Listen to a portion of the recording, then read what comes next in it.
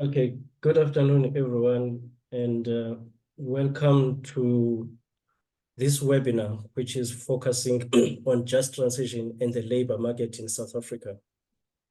My name is Brian Mantlana. I am at the CSIR. At the CSIR, I lead the work of climate change.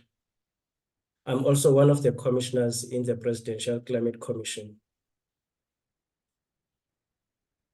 I want to thank you for taking the time to join us this afternoon in this webinar. Today, South Africa finds itself at the early stages of transitioning away from fossil fuel-based economic production. That process has many components to it. The process of transitioning away from fossil fuels is a complex, perhaps a complicated process. So it's important to have a strong grasp of the socio-economic costs of this transition.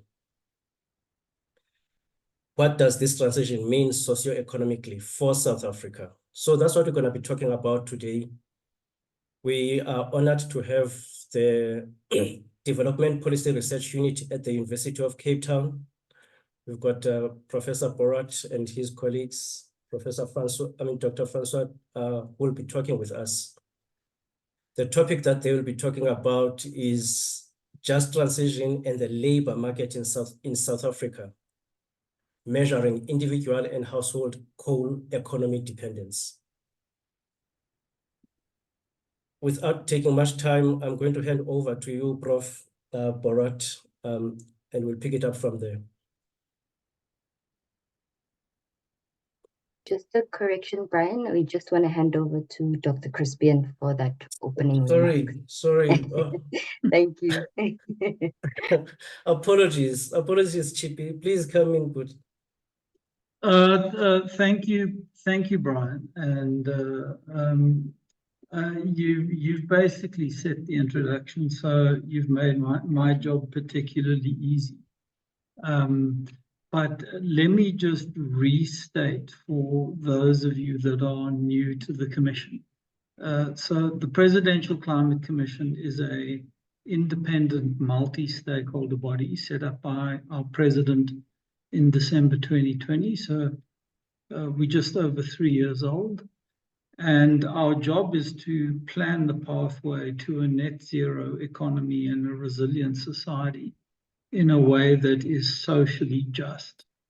And in a sense, the founding policy that gives effect to us as the Commission is encapsulated in this term, just transition. And even, the very idea of setting up such a commission came up in the 2018 Job Summit, because civil society and labor and business organizations were concerned that this transition is going to have, if it's not carefully managed, devastating impacts on jobs. So one of our first orders of business as a commission was to develop a framework for the just transition, a policy framework. And we were very pleased when we submitted that to Cabinet and the President that it got adopted as national policy, as government policy. And in giving effect to that framework, we see the workers in the coal value chain as an overriding priority. And, we know that there, or certainly in the framework, we indicated there were about 80,000 workers in the coal value chain. And we've tended to speak quite loosely about that as a vulnerable category. I was particularly excited when I saw the paper by Haroon Borat and Francois Engelbrecht and the team, because what they've done is dig in a lot more detail into exactly what the employment in the coal value chain looks like, what the profile of that workforce is, and it gives us very detailed insight into how we should be targeting supportive interventions and measures. So I think this is a particularly important paper. I think it really advances our thinking about this transition.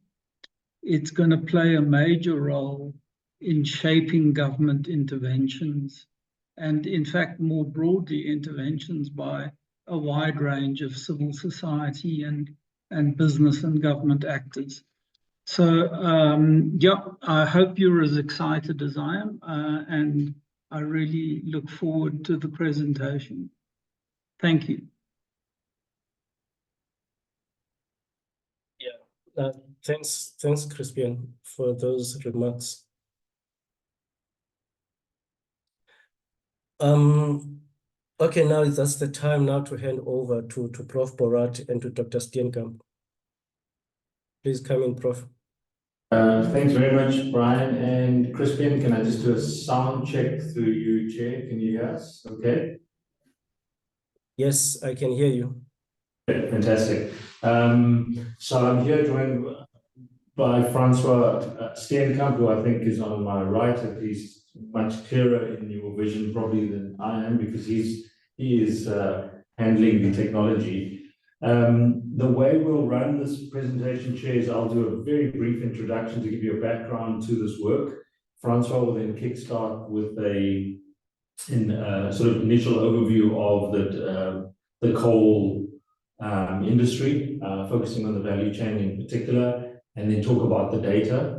And then I'll come in to discuss the coal labor market in a bit more detail. So just a little bit of background, I guess, for people on the webinar is the DPRU and the work I've done, Francois has done, and in particular colleagues that I've worked with, has of course focused on an understanding of poverty, inequality, and labor markets. And so in many ways, that's the central thrust, that's sort of the core methodological tools that we've used, or I've used over 30 years. And we, in many ways, have applied that over the years to different issues, whether it's trying to understand the employment tax incentive scheme or industrial policy or whatever the particular policy challenge is. We've come, I would argue, almost slightly late to the debate and the discussions and the policy issues around the just transition. But I'm hoping, as Crispian has outlined, that possibly not so late that we can't think of this input, hopefully, as a contribution towards the policy discussions around how to formulate careful, curated policy responses to the just transition. And so in many ways, methodologically, what we do in the paper is actually very simple. In the corridors here at the DPRU, I've referred to this paper as our bean counting paper. And in many ways, and I think colleagues listening in will notice this, is that all we've done really is gone back to basics in terms of bean counting the exact number of individuals employed in the coal labor market based on very careful comparative assessments of the micro data that's available to us, and then extended that because, as I say, once you have access to the data, you can do lots more interesting things. We then started to look at individual characteristics, households that are linked to the coal labor market, and use that as a platform for more careful assessment of the coal labor market. So that's sort of a brief contour of where we're going. You will see from the paper that it leads to a lot more questions, but I'm hoping that we'll end off with a far more careful, exhaustive estimate of the coal labor market. So with that, let me hand over to Francois. I know we only have 40 minutes, so I'll try and keep us to time. Francois? Okay. Francois, sorry, Francois, before you proceed, your presentation is we are currently seeing the back end of the presentation, so maybe just put it on full presentation mode for us.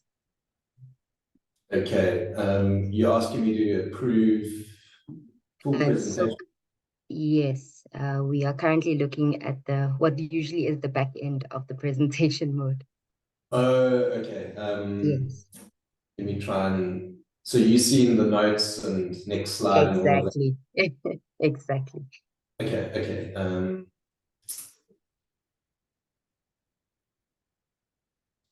Not sure. It's up there in display second. Is Yeah. that There better? we go. There we go. Perfect. Thank you so much, Francois. Okay, great. Okay. That's a lot easier actually as well. Okay. Okay, so Professor Borett's given us a bit of an outline of where we're going to go with this discussion, so I'm not going to spend time on the outline of the presentation and jump straight into it.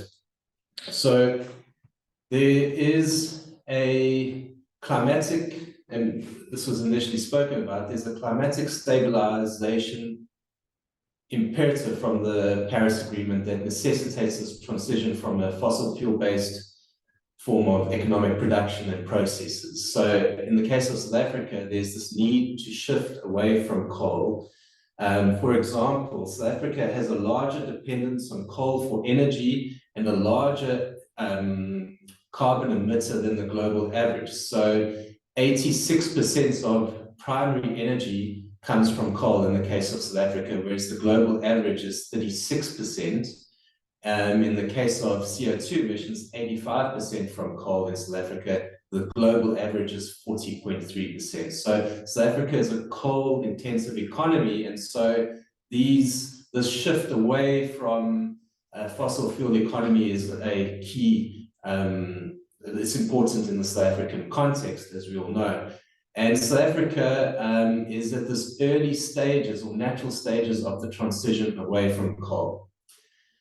So this is not without socio-economic costs, as coal has a direct and indirect economic footprint. We know it's a relatively cheap source of energy.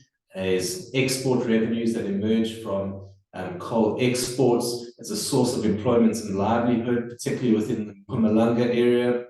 And so there's costs involved if you transition away from coal. At the same time, we must note that there's also costs if you don't, or if you hinder or delay that transition. Simple example being our trading partners having trade protocols that are demanding green substitutes, for example, green steel in the manufacture of motor vehicles.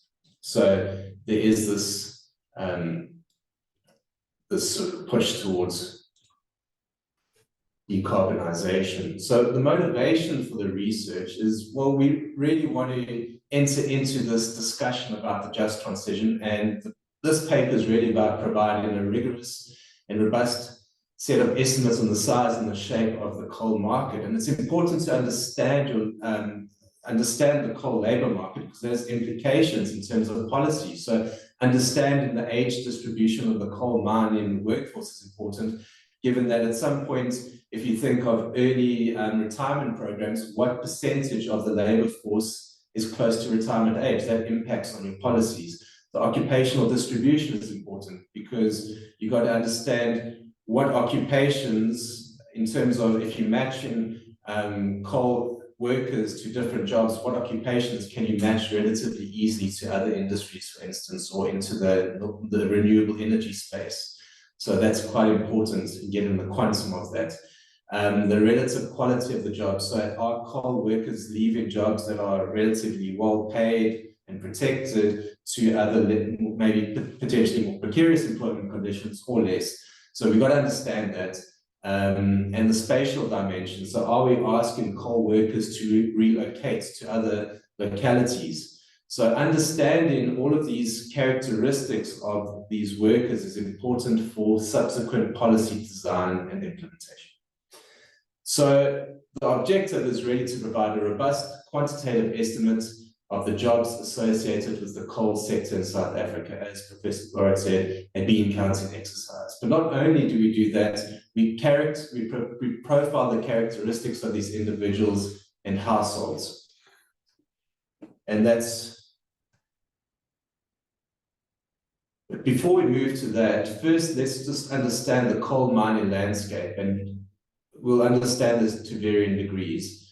But if we think of the spatial distribution of coal mining and coal-fired power production, we see that this coal labor market is concentrated regionally. The map over there, the black dots represent coal mines and the red triangles represent coal-fired power stations. And we can see this concentration within Mpumalanga.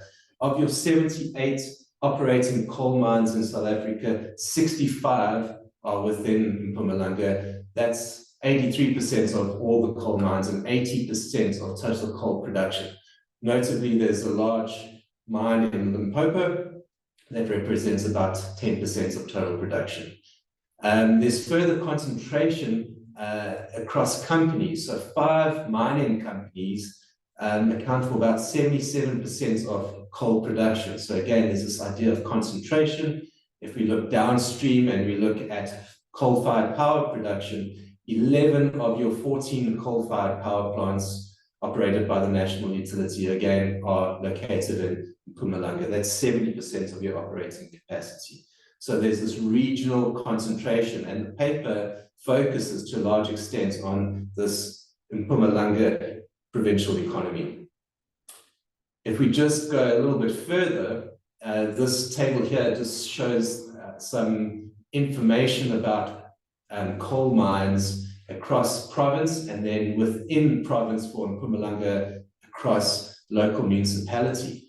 And if we look there again, there's this spatial distribution that's concentrated even within the Mpumalanga province. So of your 65 mines within Mpumalanga, 18 are located in Melahleni, 6 in Gomembeki, in Sikaligwa, 3, Steve Shwete 13, and Victor Kanya 14. So that's 70% of national coal production within these 5 municipalities located towards the western parts of the province. So there's this concentration, and so your labor market effects are going to be concentrated regionally.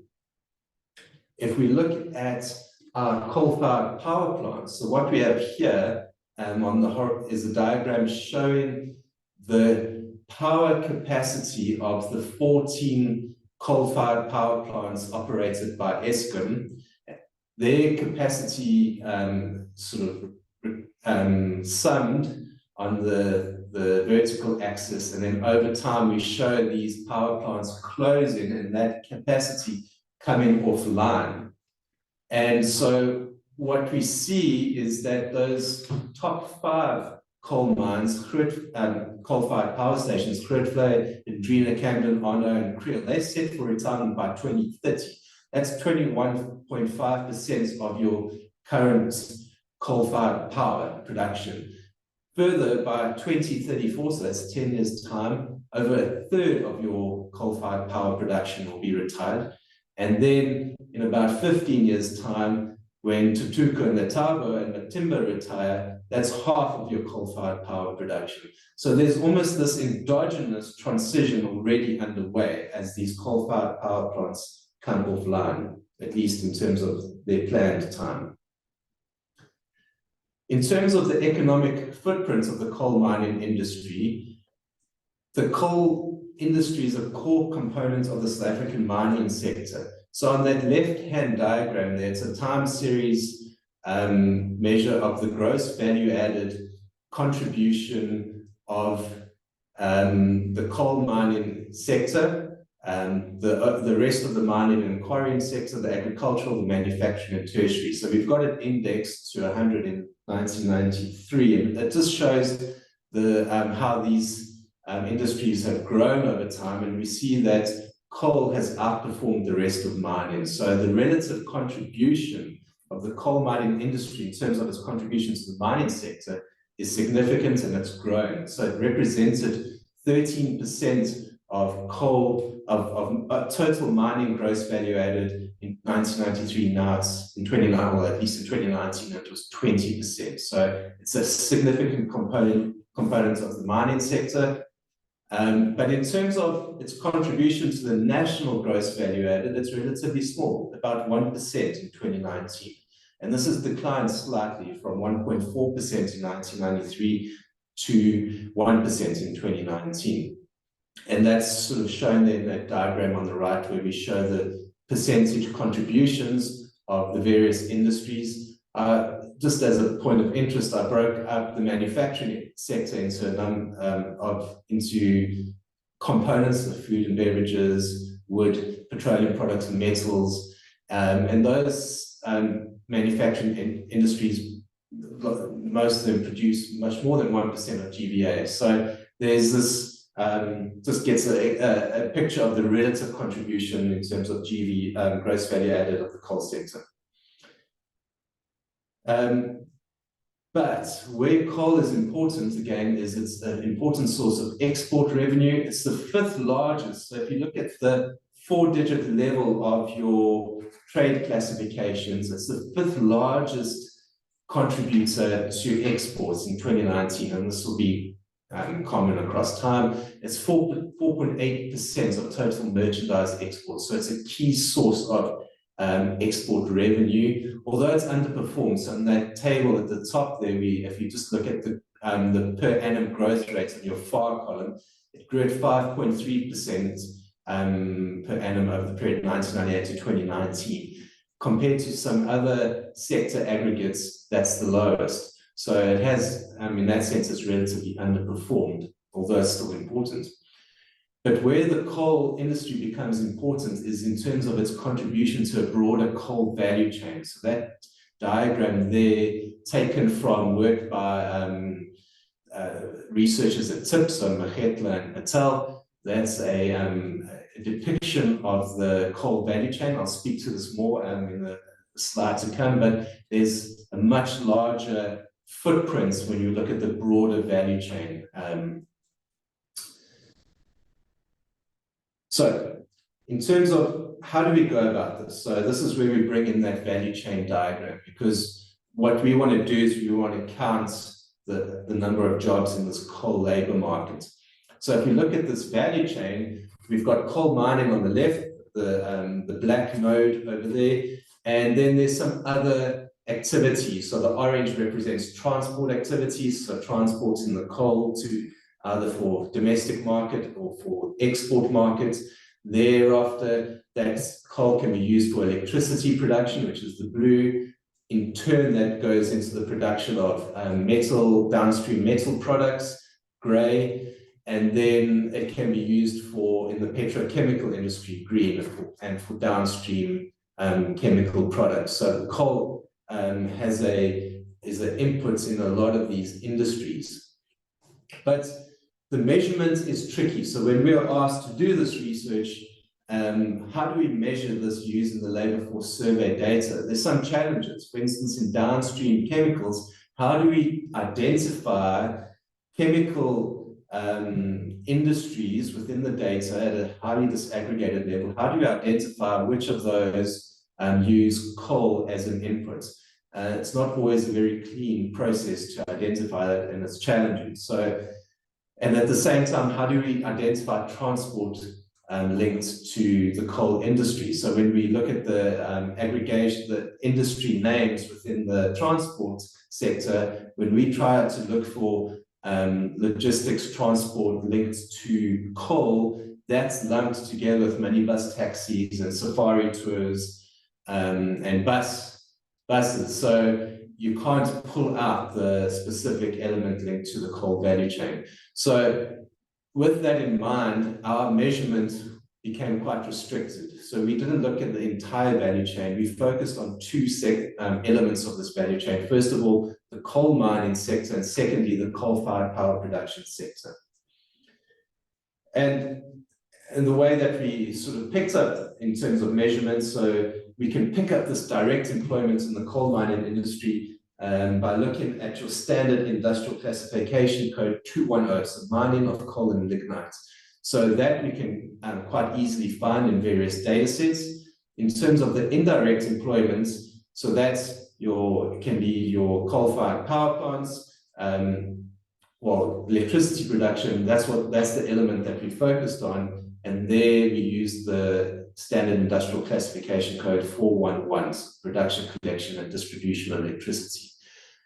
Importantly, we focused on Mpumalanga for the electricity production, given that we can assume, based on our understanding of power production, majority, if not all of that, is coal-fired in nature. You can't do the same for the Western Cape or other parts of the country where there may be other sources of electricity production, and so we can't pull that out of the data. So it was that element, element of indirect employment we focused on Mpumalanga province.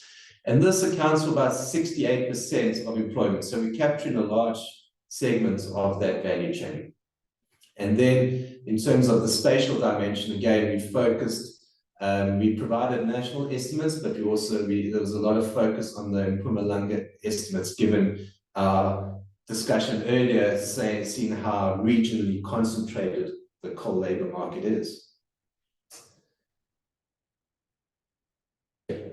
In terms of data, so we came at this at a multi sort of data pronged approach. We try to bring as many different data sources as possible.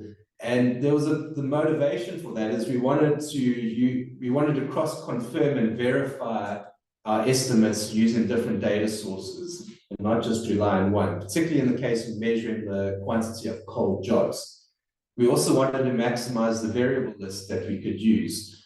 So if we want, for instance, we used the top of that table there, we have household survey data. So the post-apartheid labor market series, we've got and we use that particularly just for employment estimates over time, which we'll have a graph below that shows a series from the PALMS data showing coal labor markets employment numbers.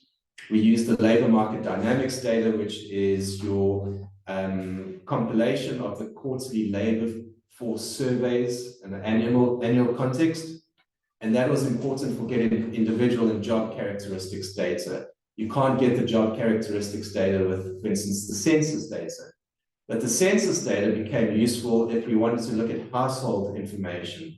So when we look at the household dependency analysis, that's where we bring in the census data, because that's where we've got strong data there. We also use the census data, given that there's a larger number of observations, to verify our labor market dynamics estimates. So when you have more observations, you have a greater statistical power, and so we could use that to see whether our labor market dynamics estimates are in the right region. We also brought together some administrative data that's aggregated from firm level information, for instance, from the Stats SA mining census data and the minerals statistical bulletin from the Department of Mineral Resources and Energy. So we brought all these different data sets to get at what we're trying to measure and be as precise as possible. So one of the challenges is this idea of statistical representativity. So when you use the quarterly labor force survey data at the 3-digit level, so that's the standard industrial classification 210, that's our coal mining and coal and lignite mining, that's only representative at the national level. But if we're looking at the provincial or lower, it's not representative. So in that table over there, you're working with the quarterly labor force survey, you're working with about 84 observations nationally and 72 for the Mpumalanga province. So there is this risk of small sample bias and for statistically noisy results. So we wanted to combat this, and one way in which we did was to pool all of that quarterly labor force survey data with the labor market dynamics survey information. And here, when you pool all of those quarterly labor force survey results, you get a much larger number of observations. So 315 nationally, 272 for Mpumalanga. So that's one way in which we try to get better estimates. At the same time, we also had information from the census, the 10% sample, which has a much larger number of observations. So nationally, it's 5,503. In Mpumalanga, it's 4,361. So we have much larger samples. Furthermore, we can look at local municipalities and have a large number of observations there to get some employment levels at that municipal level.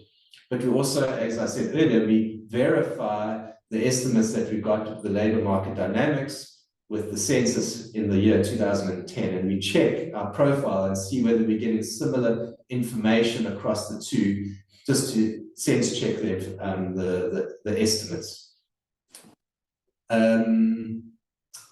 Yes, and so again, the household, we use the census data. We only have the 2011 data. The 2022 census data is not yet available, but should that become available, we can update that information. But all in all, it's bringing all these different data sets together to get as precise estimates as we can. Okay. Okay, thanks, Francois. So I'll take us into the actual intestines of the results of the coal labor market. Just to remind you, if you think of what Francois has just shown, our nervousness, if you like, around simply taking, whether it's industry estimates of total coal jobs, is one that you have to keep in mind when one thinks about, and the economists and especially the microeconomists on the webinar will know this, is we do want to be careful that the kind of data you're using is nationally representative, is appropriately weighted, and so on. So that's your first nervousness. And the second is when you have an estimate of the number of coal jobs pulled from company records and so on, they will not ever give you, and these are all companies across all industries in all countries, they will never give you individual characteristics. So they'll never give you a profile of age or gender or union status or wage levels that is easily comparable. So therefore you need the household survey data. And then in addition, you would never get estimates of households that are linked to the individual coal worker, and that's what the census gives you. So we bring all of that together, and if we take the next slide, you get your first, if you like, what we call our first order estimate of the direct number of jobs in the coal industry. And so in many ways, maybe let me switch.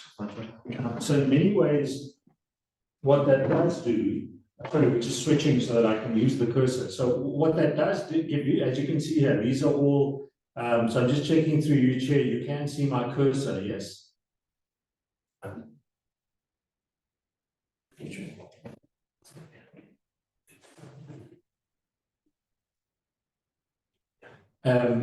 If you can see my cursor, you will notice that across the columns that we have here, these are the different data sets that we've used. So the household surveys, the firm surveys that are mining census, DMRE data, and then we compute what we call an employment range of coal workers across the years.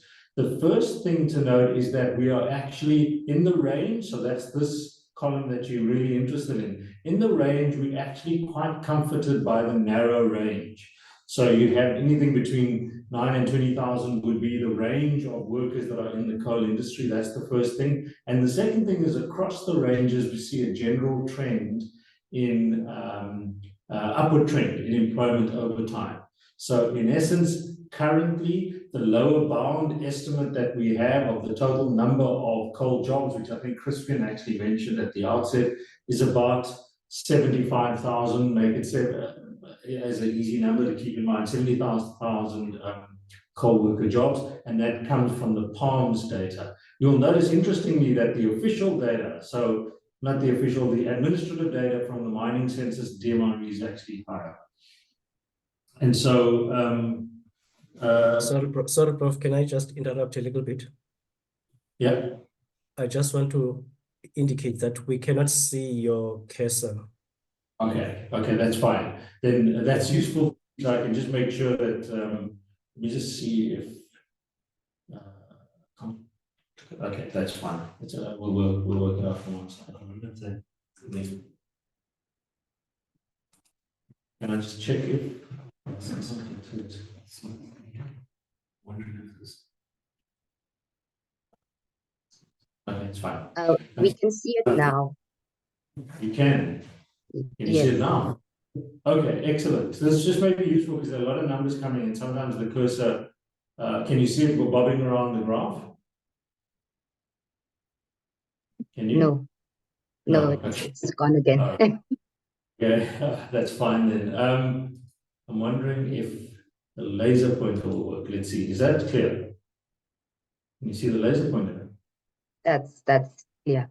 Thank you. Okay. All right, excellent. So based on the previous table, this is a graphical version of employment trends. So what you see very clearly using the PALMS data, which is the blue line, using the official DMRE firm data, we see an upward trend. So we're quite happy. We'd be very worried. And I know this seems unnecessarily sort of nitpicking, but we do worry that if you're talking about as big a policy issue as the just transition, you better be sure that you get the right numbers of workers. And so we quite positively inclined towards the empirical extraction, that you've got the same trend in the data. We show you the census and the Stats SA data as dots, and you see pretty much this upward trend. So effectively what you've seen is from about the mid-2000s onwards until about 2010, you see strong upward trends in coal employment, falls 2015 and 16, and then goes up again. And I think we can talk about the economics of why that happened, but I think that's an important trend. So 2019, that number was in the previous table. That's sort of the number we follow, which is about between 76 and 108,000 coal workers. The regional distribution, as Francois has noted, is pretty similar to what you see in the output figures. So as you'd expect, the majority of workers are actually contained in Mpumalanga. In fact, approximately 80% of workers from the data, and I won't tell you in every single case where we've sourced it from our triangulation, but just as an insight, as soon as you ask questions about intra-provincial, like magisterial district or district council employment data, you're forced to go to the census. And so in many ways, and that then has a time bound to it, so we've got to work within the margins of error that we have. So, but in essence, and I don't think this has changed, the majority of workers in coal are in one province. And more importantly, take a look at this. Over 50% of workers, I think about 55% of workers are actually in Mpumalanga and Steve Tshwete. So in many ways, in terms of the just transition, and I know we're thinking of this much further down the line, and Crispian and colleagues are thinking of this almost as in a coal face sense.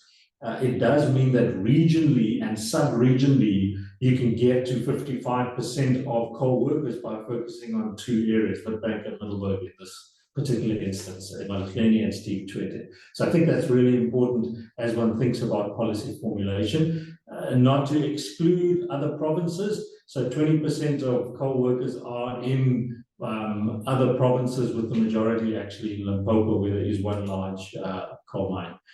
So one of the things we do want to emphasize, and follow-up work has started, at least in principle, started in terms of thinking through follow-up work, is of course beyond the just transition, or as one thinks about other economic activities within provinces, you do need to ask the prior question: is how important is coal? So you may have 75,000 workers in the coal industry, but perhaps that's not really important to the particular province or even district council. And so we ask the question within these key district councils. So you've got Mpumalanga, Steve Tshwete, and we've got Governor Mbeki and then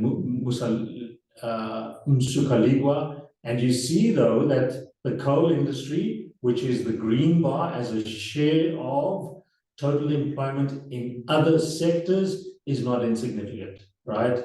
Although it's 5% of total employment in Mpumalanga, you could come away and say, well, it's not that important. Look at within these districts and you begin to see the potential regional or sub-regional labor market effects you are likely to have if that coal employment is removed, which of course is the move to net zero emissions mandate. And I think that, for me, if I had to think at a very detailed level, those numbers would worry me, right? Especially given, and this is really important, that they are lower bound estimates of the total employment effect of removing coal jobs, simply because a lot of these other industries are indirectly dependent on coal. The one thing to keep in mind is the presence of industries that may be less related to coal is also subject to follow-up work, but is subject to a matching problem, which I'll talk about. So can people simply move into other industries? Do they have? Yeah. Sorry. Hello. Are we okay? Please proceed, Prof. I don't know that the error was on my side or on your side, but I had lost you for some time. But please proceed. Okay. So I'm back. Yes. Okay. So there's a matching problem. So in other words, you may have an issue around, there's almost too flippant, I think, a view that, well, there'll be jobs in related industries. Well, do those individuals have the skill set and experience, if you like, to take those other jobs? But the other issue, which is, to be honest, often just a throwaway as well, that's not considered, is these other industries need to be labor absorbers. They need to be able to absorb people. In other words, there's a demand for labor issue. Are these sectors growing? And we can talk a little bit about that, although we don't deal with it in detail in this particular paper, but it alludes to additional issues that do arise when you do this bean counting exercise. So what are the characteristics of the coal industry jobs that you get when you look at microdata? So we back out, again, I think hopefully fairly unique estimates of what the average coal worker would look like. We have the average coal industry worker is an African male aged between 25 and 44, and interestingly has at least a complete secondary education. Now, this is not unimportant as we think of matching and so on, and I'll turn to that later.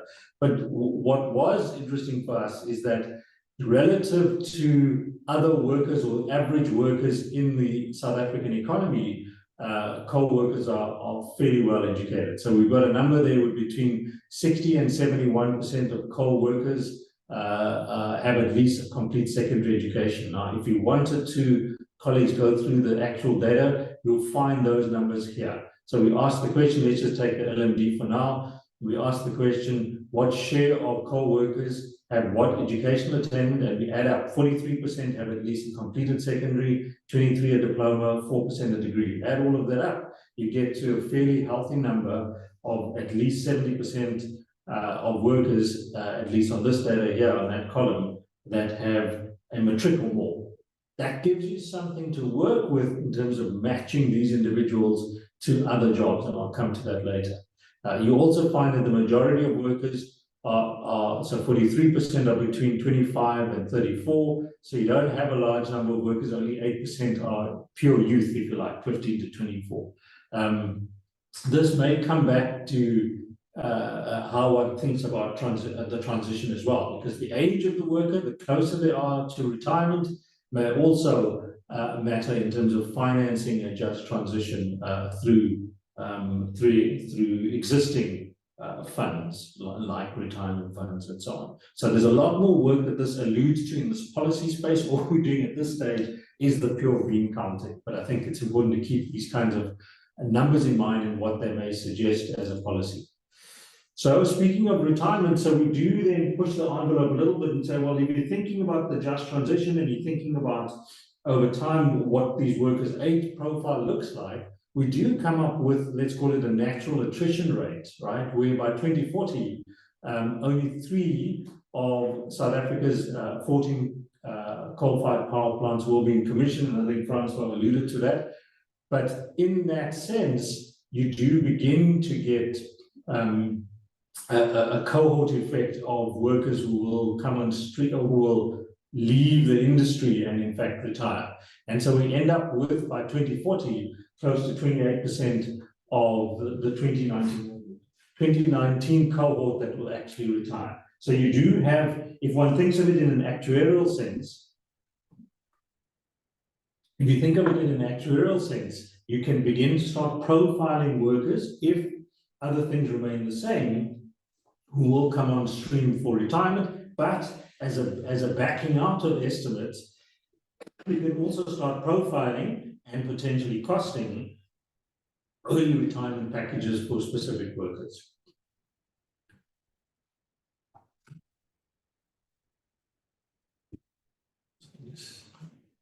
Sorts of problems in. So, what is the occupational distribution? And this is a setup for the probably one of the more important two slides in the presentation. Is we then ask the question: what are these skills distribution? What does the skills distribution look like for coal workers? In simple terms, the majority of workers sit in the middle of the occupational distribution. So you've got 40% of employees in coal that are in craft and related trade occupations, and 35% are plant and machine operators. That's pretty much smack bang in the middle of the semi-skilled part of the occupational distribution. You can begin to see some of these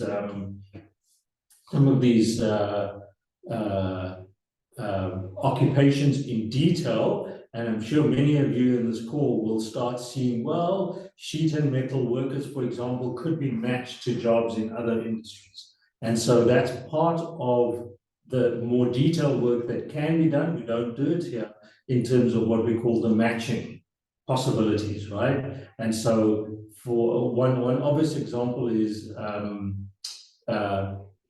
heavy truck and lorry drivers, right, have a particular skill set of a particular piece of machinery, namely lorries and heavy trucks. They, in the logistics industry or in transport, can be matched to jobs in other industries that potentially are growing. But Chair and colleagues, this is probably the most important two sets of tables that we landed on in following the deep empirical dive into the labour force survey data. So we asked the question, which in the sort of microeconomic data is a very simple table. We asked the question, what is the distribution of coal industry workers in Mpumalanga using this 2019 LMD data? What does the distribution look like by education? So we've got education as columns, and for each worker defined by his or her, it may 80% would be his occupation. So in the sort of labor economics literature, this is a very simple, what we call occupation education table, right? So each cell will be an occupation education cell. We define, so for example, 0.3%, if I point to that, 0.3% of managers would have complete secondary education, right? And likewise. So of every single worker in the coal labor market, you can identify them by the occupation and the educational qualification. What we've done, though, is to say, well, can we impose a just transition lens on this? And the way we've done it is to categorize workers according to three forms of segmentation. One is the blue dotted line, the rectangles, the blue rectangle, which is what we call no just transition issue. Orange would be an intermediate just transition, and red would be a just transition issue. If I could run through this, the blue represents essentially workers who are highly educated. They have a diploma or a degree, and they are distributed across all occupations, but mainly in the top half of the occupational distribution. Our argument there is that this is not a just transition issue. So in other words, these and their number, 17,000 workers, or about a quarter of the coal labor market by this data here, do not need any assistance from the state, if I could put that bluntly.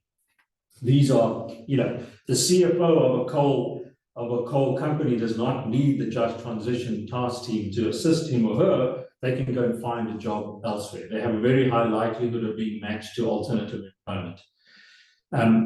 There is, though, a rump of workers, 44,000 or 66%, so 2/3 of all workers, do have what we call an intermediate job transition, a just transition issue. And that is workers that are essentially in this orange rectangle here, where there will be a need for a mixture of skills enhancement, income support, job matching, and the like.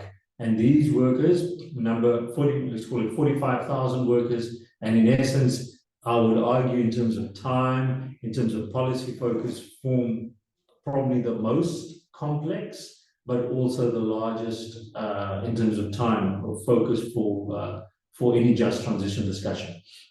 The last group, or the third group, are those that are pure just transition issue. Those are elementary workers. They number about 5,000 workers.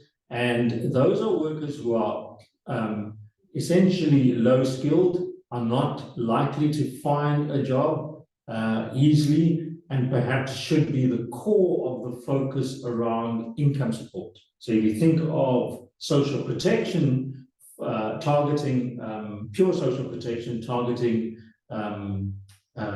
co-workers through the just transition, it is this sample of workers, and we believe we've provided here probably the first estimate of the number of those workers.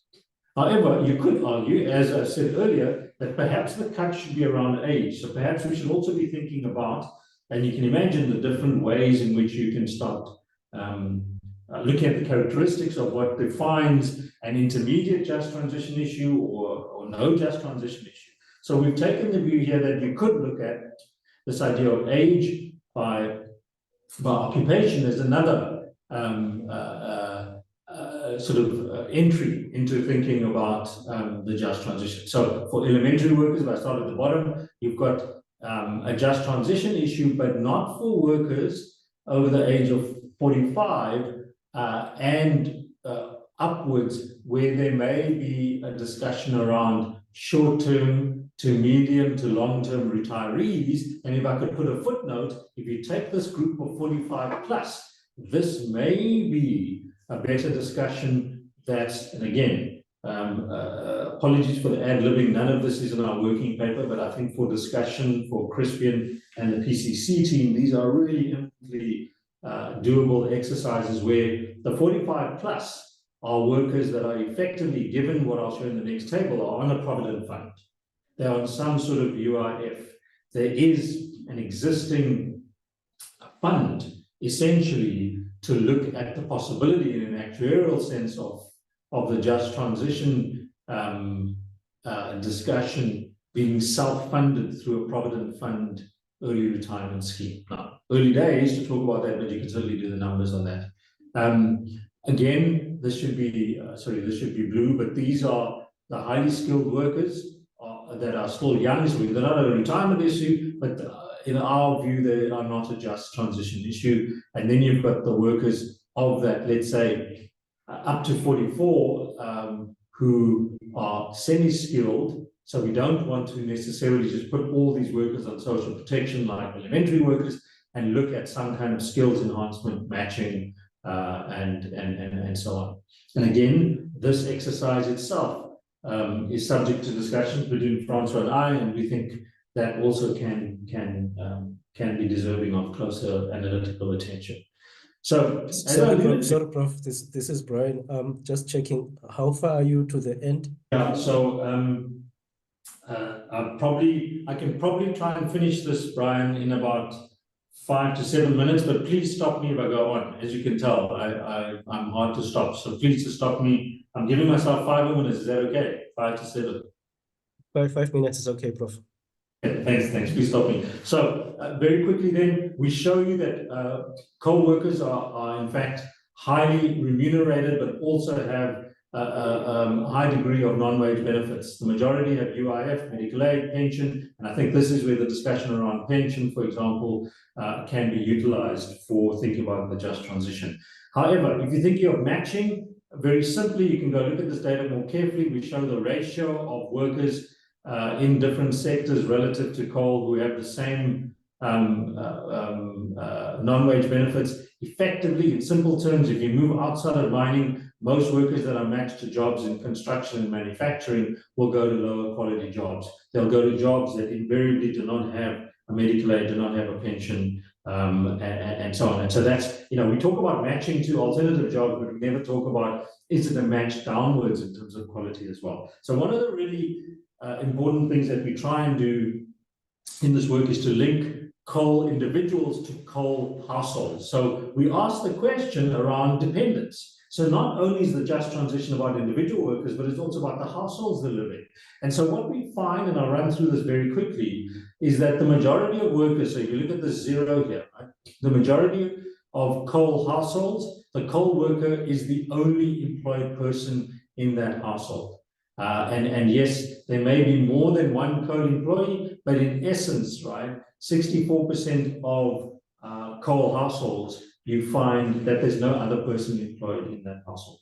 What about the presence of unemployed individuals? So again, if we go to that 70% there, the 70% of coal households, which is good news, have zero unemployed individuals in the household. And so if one is thinking about, well, does the just transition also have an added concern around large numbers of unemployed people? There is. So 30% of households do at least have one unemployed person. It's not an overwhelming concern in terms of the dependence of the unemployed.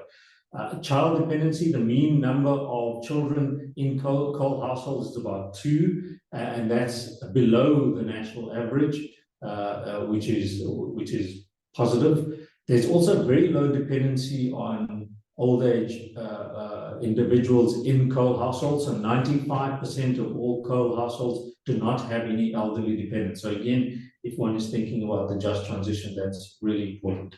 So we've categorized, although we can't link these households to the skills and the education, or nor even the wage of these coal workers. We can't do that because it's census data that we draw this from. We have what we call the yellow and green households, right? The green and yellow households account for 38%, or about 17,500 households. They are less vulnerable, right? Because there are no dependents in those households, right? But for these orange households, the red households are the most exposed, and they constitute the bulk. So 61%, about close to 30,000 households, is where you have to be thinking about the impact of moving away from coal. So as we conclude, just to bring together the big numbers, so let's call it 75,000 to make it simple, but in exact terms, 76,000 coal industry jobs, 87% located within Mpumalanga. The majority of these workers are male and African. They're young, right? Or youngish, let's put it that way. But as we indicated, fairly well educated relative to other workers. If you want to concentrate on the just transition challenge, Chair, simple terms, if I'd like to think of it in terms of 20,000 workers, if I round it off for you, there's no just transition challenge of the 75,000 workers, 20,000 workers more or less, no JT challenge. 50,000 is where the rump of the intermediate just transition challenge exists, so skills, jobs matching, and so on, maybe some form of income support. And then 5,000 workers, Francois must be getting very upset because I'm rounding off numbers here, but 20, 50, and then 5,000 workers is where you've got the pure just transition social protection challenge. If you move into households, you have to be thinking about 46,000 households where at least the majority have one dependent, but very little in terms of unemployed dependency and elderly dependency. Ultimately, as I conclude, this is my last slide, Chair, what we try to show is the coal mining industry within the broader economy. It's not that large, but in a value-added sense it is, and certainly in terms of export revenue. And we can talk about export revenue going forward as well. And I think it's going to remain a key part of our economy. I don't think we've emphasized that enough, especially in terms of export revenue.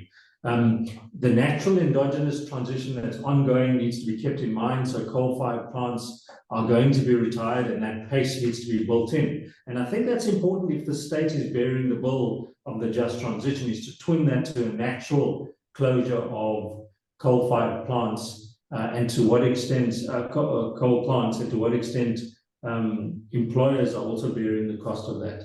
But our contribution in principle is around thinking through the just transition in a labour market sense. We think we've identified the estimate of total number of workers, and hopefully what we've done is to give you a flavour of not just occupation, education, distributions, but also non-wage benefits, and then crucially how one can think of disentangling this co-labour market in terms of three categories: those workers that need pure social protection, those workers that can go on their own and the labour market will match for them on their own, and then those workers form the rump, 50,000 workers in semi-skilled positions, where I think a lot of the work on skills matching and job matching needs to occur through a very focused policy initiative from the state. Thanks very much, Chair. We'll stop there. Thanks a lot, Prof. Few things to note. Firstly, there are a number of questions there's some questions that have been posted, and also comments that have been included in the chat. One of the comments is about the agenda. What's the process from now on? I request that we quickly move to Dr. Vusi Gumede, and then we're going to take Thomas Mnguni after that. These are the panelists that will give feedback or responses to the talk, to the presentation that was given. After that, then I'll open the floor for inputs by everyone who is in the room. So I want to start with Dr. Gumede because he's got to leave soon. Just checking, Vusi, are you here with us? Yes, I'm here, Chair. Thank you. Please. I thought I'll start with this table that I'm showing here. Thanks for the opportunity again to be part of this important discussion, and for the invitation, and apologies that I'll have to leave at some point. I looked at the agenda, so I worked around the agenda. That I'll be done with my own input and rejoin another session that I'm part of. So, I mean, Harun makes the point that they've also looked at the households, and I think it's a very critical point that's been made. And what we see in this table, and we've created these kind of tables looking at the census 2011, 2022. So I think when the UCT team updates its table, its work. I saw something about my video. I don't know what it was saying. If I should maybe switch it off, I don't know. The 2022 census data, which is, I mean, quite rich, just like the earlier ones of 2011. What we see that the number of households have actually increased relatively substantially in this province. And I think this has implications for the research that's been undertaken, but also just the inflow of people. This is one of the fastest growing provinces. Here, the university, we think is also because of the university that we are contributing to this, what seems to be relatively substantial growth, the increase in the population of this province. So we're doing a bit more work around this, more detailed, looking at education, and I think what we're finding, part of looking at the various local municipalities that have coal-fired power stations, is that indeed people have education, at least from secondary level up. Is not in this table that I'm showing. So we've been doing this work with some of our students in the context of the just transition.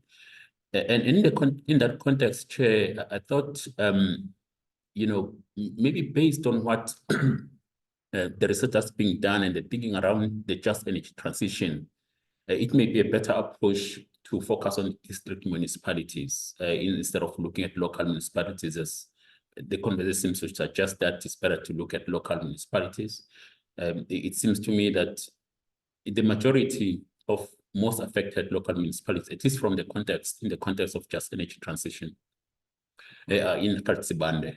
I didn't see Dipale saying, by the way, to the DPRU team, and it's got also a coal-fired power station, hopefully, in Dipale saying. So I think Khretsibande and Kangala, and by the way, that's where Komati Power Station was in Kangala, Steve Jordan. So from this perspective, my thinking is that maybe it's justifiable rather to focus more on districts than looking at local municipalities. Of course, we have to look at the whole country, we have to look at all the provinces, and thinking about these districts and the province of Mpumalanga. It seems to me that there needs to be more thinking about what would be the alternative livelihoods. I don't get a sense, I think the data maybe suggests that this is possible, but from the research we're doing, it seems that the reskilling that we've been thinking about, that most people can be reskilled to work in green industries or the green economy, may not be the only answer, or it may not be the correct one.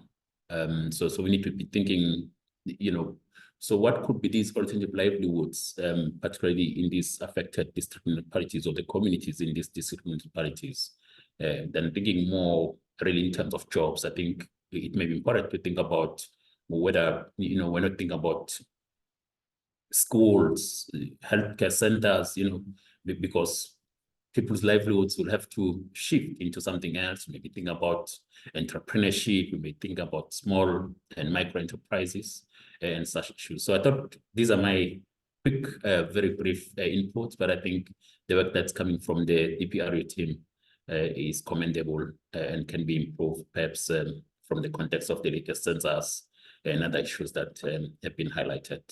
Thanks, Chair. No, thanks, Doc. And thanks for taking the time to join us. I want to invite Thomas Mnguni now, who's at Groundworks. Can you still hear us, Thomas? Yes, I can, Doc. Thank you. Please come in. Yeah, so thanks and good afternoon to everyone. So for me, I think this was quite an interesting study. But I think before I go into the study, I think for me it was very important to say we should have had this discussion with the broader society, workers, community people, because we might be having all of these discussions, but if they're not involved, I don't see how we're going to do justice to the process. And I think this is a very critical discussion so that people can understand what kind of impact will the phase out of fossil fuels have on their livelihood. So I would say I would be happy if this discussion could be held at an ordinary community hall so that people can begin to understand how the transition will affect them. Then I think there are a couple of things I would just try and respond to these things haphazardly. And my response, one, is based mainly on my understanding of the environment, because I live in Steve Tshwete, and I work in most of the 2 district municipalities, Khretsibande and Kangala, which have been mentioned. One, that I think we need to realize when engaging with workers, one, you begin to pick up the average age of employees. And in terms of my own understanding, most of those employees are above the age of 45, for that matter. And this is one discussion we've had to say, if we reskill and retrain people, what do we do with people who are 55 or 57 years? Because in a few years' time, those people will be going for pension. But we're also looking into that because, and I was hoping that when you were mentioning social grants, you would be direct and say, we need a basic income grant because, one, we need to take into consideration the level of literacy within our society.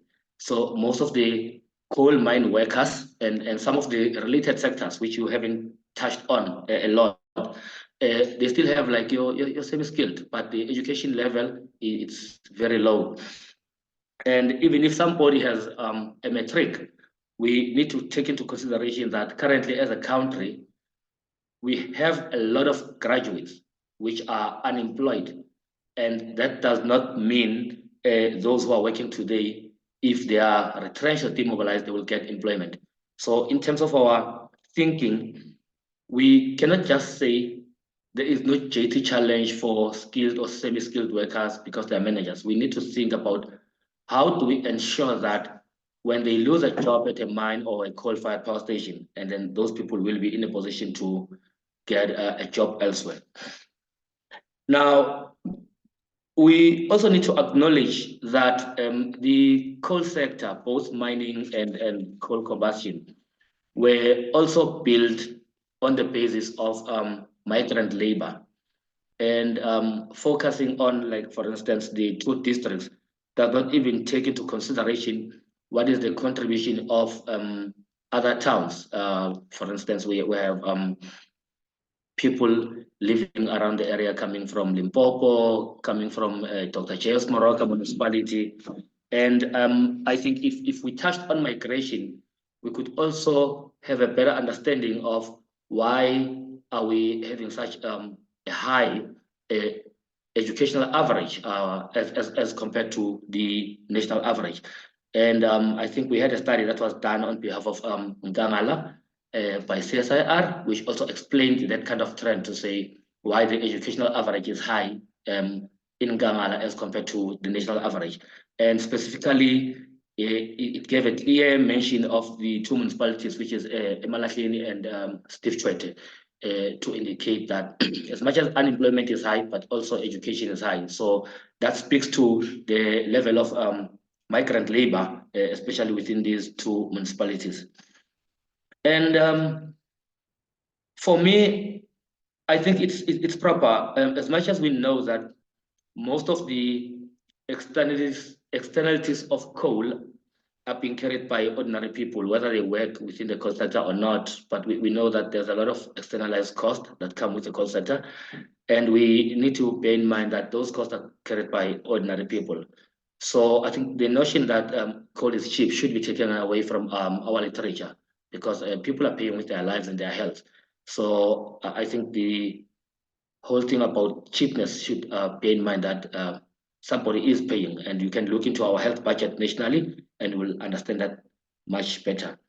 But having said that, when we say we need to phase out fossils, we're also saying people need to continue earning a decent livelihood, and we're talking about decent jobs.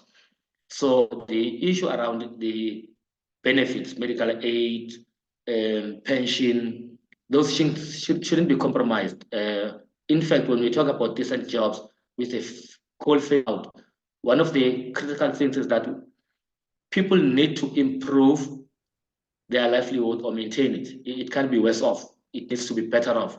So we need to look into also the intended impacts of the fossil fuel phase out, that we want to make people's lives better. So even in terms of income, that should be better. But we need to be very careful as well. People must not come and say, by getting people to take early retirement, getting people to be retrenched, that makes the whole obligation of placing them in alternative sectors within the JT frame better. It doesn't, because we said there shouldn't be job losses, you know. So if somebody is being retrenched or given early retirement, it's a form of job loss. That person does not have income. And we know that most of us are unable to save. So the bulk of the money we are going to get, it's going to be used to pay off debts. So it does not make my life better off. So tomorrow I'll be seated with huge problems. And yeah, I mean, for me, it's very important for us to note that. But I was hoping that you are also going to mention the impact the Section 189 notices, especially coming from your Seriti and Exaro head on the research, because I think over the past year or two, we have seen the big 5 coal industries notifying the workers that we are going to demobilize people, and what kind of impact that is going to have on the region.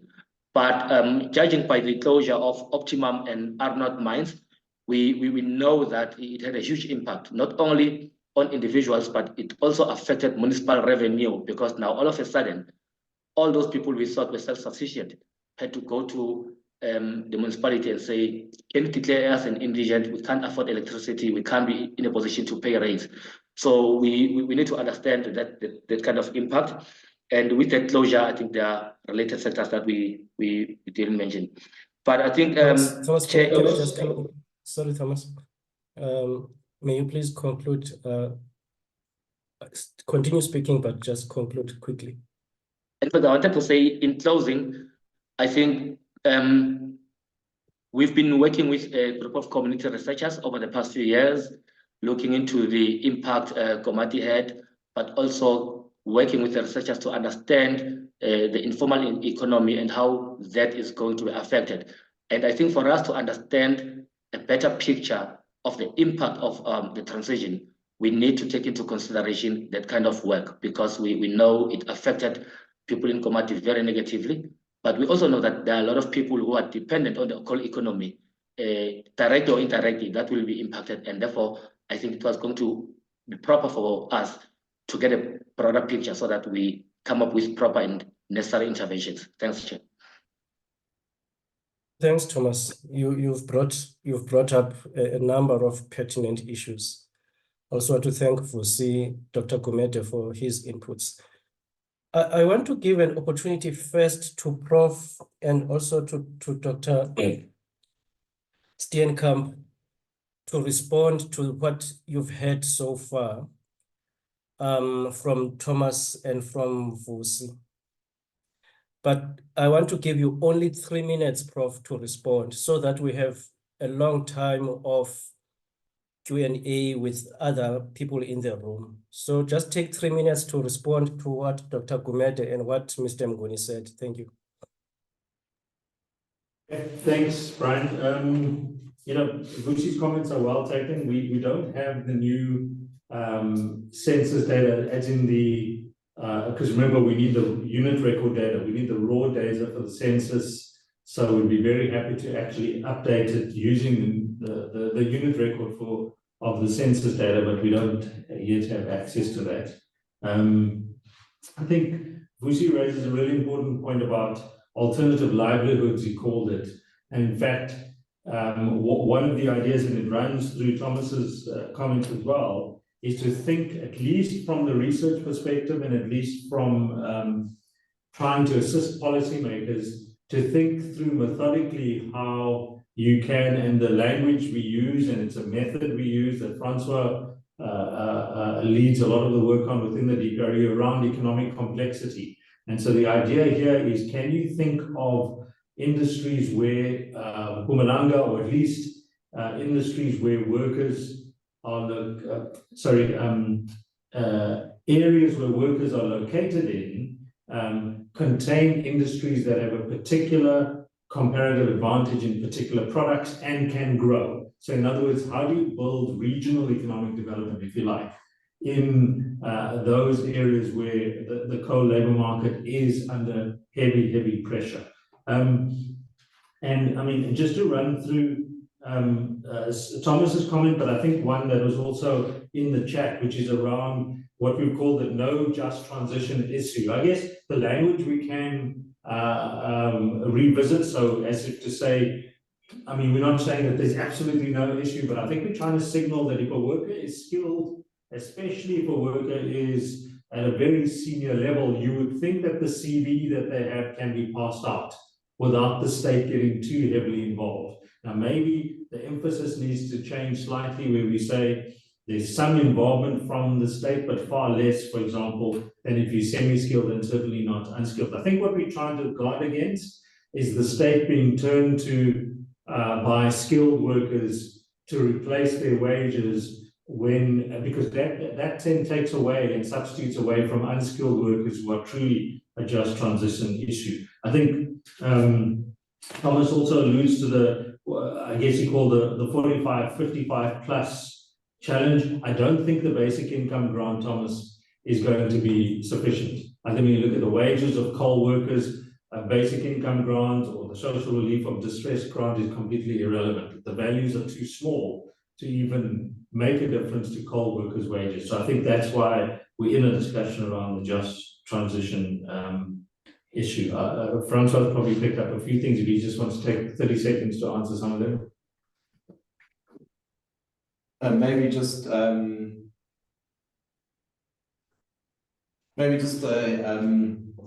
example of some work that we've done that speaks to these alternative livelihoods, where we did a lot of work with engineers at UCT that were looking at the potential to rehabilitate degraded mining land, and we used that as an entry point into saying, well, what can you do on degraded mining land with the use of fibrous plants? This research is all out in the public domain, but there you can use fibrous plants to clean that degraded mining land and then use it as a form of agricultural production and sort of low technology manufacturing. Thereafter, where you use that the plant fibers and the biomass to produce various products. So that would be an example of the complexity work where we have done in combination with engineers, where we say, okay, well, you've got a whole lot of coal mines in Mpumalanga, and at some point they go to some of it at closing, others continue, but you can phase out and do something on top of that ground, clean the land, and find alternative industrial opportunities. And the economic complexity methodology which we use, which is not our own methodology, it comes from work done by researchers at Harvard University. What that enables you to do is identify feasible industrial opportunities, so which are based on current capabilities within that location. So that's just a bit of a plug on some works, some of our thinking, at least in terms of alternative industries that can be used to provide employment and livelihoods. Yeah, no, thanks, Francois. Thanks, Prof. I want to open the floor now for questions and comments. And Lindy, please assist me with the hands. So if you have a question or a comment to Francois and to Prof, please let me know. I see the hand of Vusi. Please come in, Dr. Comment. Thanks, Chair. Yeah, I mean, this issue of alternative livelihoods, I think it's something that requires more than just research. So I think more conversation with affected communities may be a better way forward. I mean, there's room for research and there's room for consultation between local governments and communities. But I think also researchers can do a bit more in thinking through what could be these possible alternative livelihoods with the communities themselves. I thought I should make that point. It's something that I pick up from the interviews we've been doing in the province around this issue of just transition. Thanks, Chair. No, thanks, Doc. Thanks for that input. Any further comments, questions for Francois and for Prof? Maybe Brian, just to note that there are a couple of hands up. I see Richard's Worthington's hand up, so I think you can just kind of go down the list. And then additionally, there's a couple of questions in the Q&A. I will be pressing on the Ask Live button, so if you would like to ask your question live, you can then also just put up your hand and do so. Thank you. Thanks, Lindy. Just before giving the floor to Richard, I want to also ask Francois and Prof to keep your eye on the chat so that you can answer some of the questions that are posted there. Richard, please come in. And after Richard is going to be Jack Hugo. Thanks very much. And thank you for this really detailed and useful analysis and giving us this perspective on an issue that has become perhaps a little out of proportion to the bigger picture stuff that like Thomas was referring to. It's really good to see the DMRE figures put in perspective, considering that energy data from DMRE these days is not that recent, but yeah, a difference between 95,000 and 75,000 jobs being considered imminently at risk is substantial. So thanks very much for the perspective and also for digging into more of the details.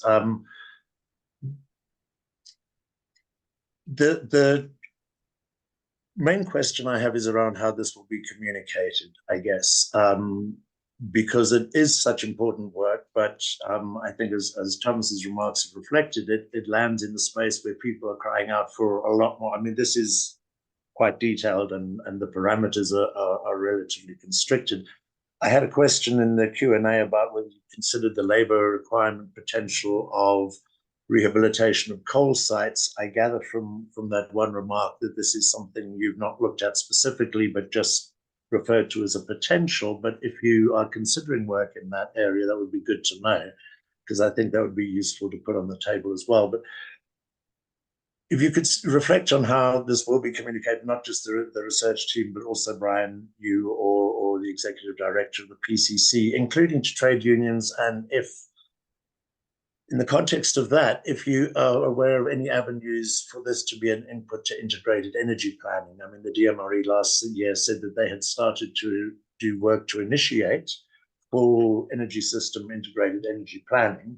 So if you have any avenues for that, it would be good to know. The other question I have is around, and I'm not sure if it should be called opportunity costs, or perhaps the flip side of that coin is the risks of proceeding without transition. So we're looking at jobs put at risk through phasing out from coal. But, you know, these things are relative to the state of the economy as it is. And maybe this is more of a question for IEP, actually, now that I think about it. But yeah, if you have any thoughts on that, would be great. Thanks very much indeed. No, thanks, Richard. I forgot to ask the people taking the floor to introduce yourself so that we have some sense of where you come from. Please come in, Jack. Brian, good afternoon. Thank you very much.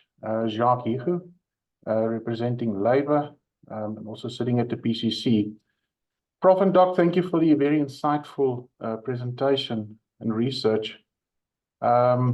A recent report that I read, and maybe this is more of a comment, recent report that I read is about 30% of our total coal mined in the country is exported.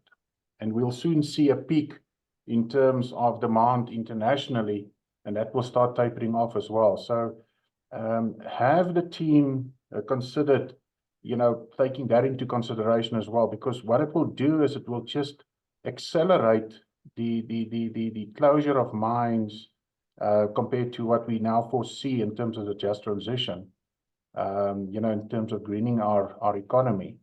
But what we're already seeing is that some of the mines are battling and already going through 189s. That could possibly, again, then on the data, have a spin-off in terms of your age profiling. Because when mines go through a 189, and I speak from personal experience, you usually get the older folk that would, you know, with a sweetener, go on early retirement. So if the international demand peaks and then starts lowering, that could possibly be a challenge in terms of the current data. Was that considered in the report? Thank you. Thank you, Brian. Thanks, Jack. Prof, let's take this question from Ian, and then we're going to come to you after the input of Ian. Ian Goldman, please come in. Hi there, Haroon and Francois. My name's Ian Goldman. I'm working with the JET PMU in the presidency. The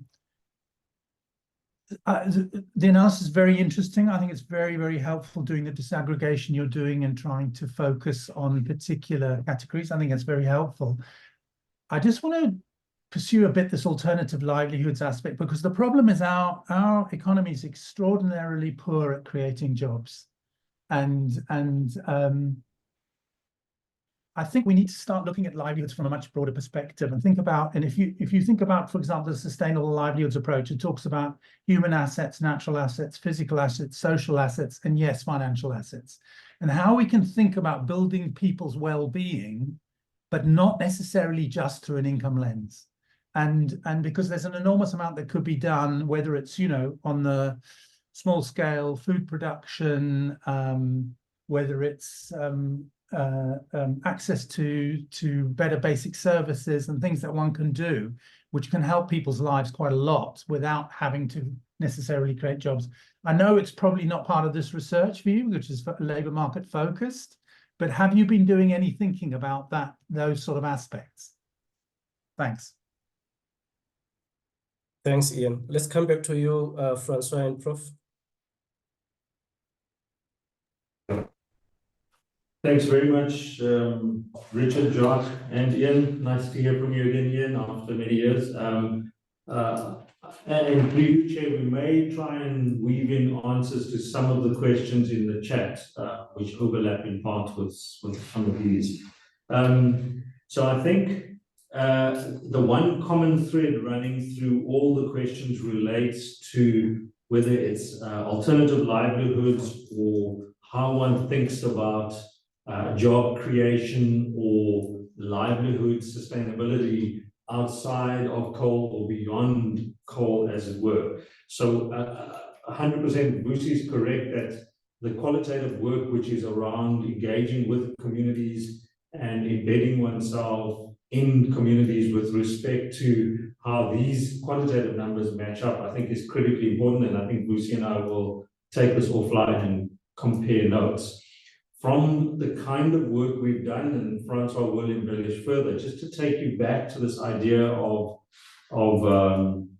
complexity analysis. I know it sounds all detailed and so on, but it's and maybe too prosaic, but it is really relevant in this debate and in this context. So what we've done, as Francois has said, 2 NRF-funded projects already involve looking at degraded mining land. And the question is asked, when the mine closes, the community is left behind. What are, let's call it the livelihood opportunities? So Ian and Jacques and Richard, the language we're using may be different, but I think we're talking about the same thing, is the community stays behind, but there is this degraded mining land. Now, what are the opportunities available to communities when the mine does not exist anymore? Yes, and Ian is correct. We put too much pressure on formal sector employment when in fact the history shows that we're particularly poor at doing that.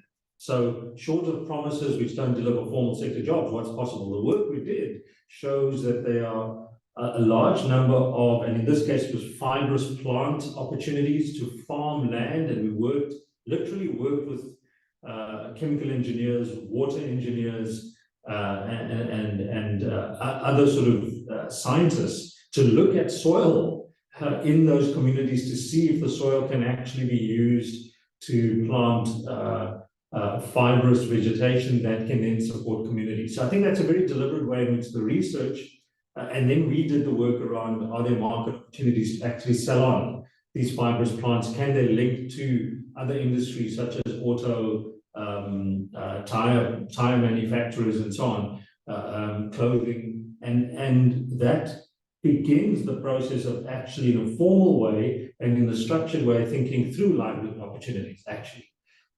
You could very easily replicate that to Ian, Richard, and Jacques. You can replicate that for the coal industry, and I think that's really important. So what we will do through you, Chair, is actually share with you our NRF projects and some of the results. Then very quickly for Jacques, it's interesting. If one looks at certainly, I was squeezing through a World Bank report on the commodities markets and looking at the coal industry. There is a, let's call it, minimum global demand for coal, right?